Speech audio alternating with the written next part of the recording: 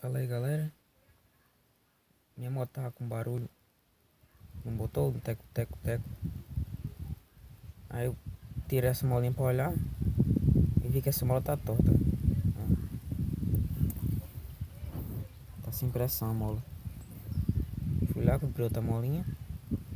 Fez 5 aqui na minha cidade. E o barulho parou. Tava um barulho chato de válvula. Quando o motor tava bem quente. E ficava tipo arranhando quando tava fria. Essa molinha vai aqui, macho.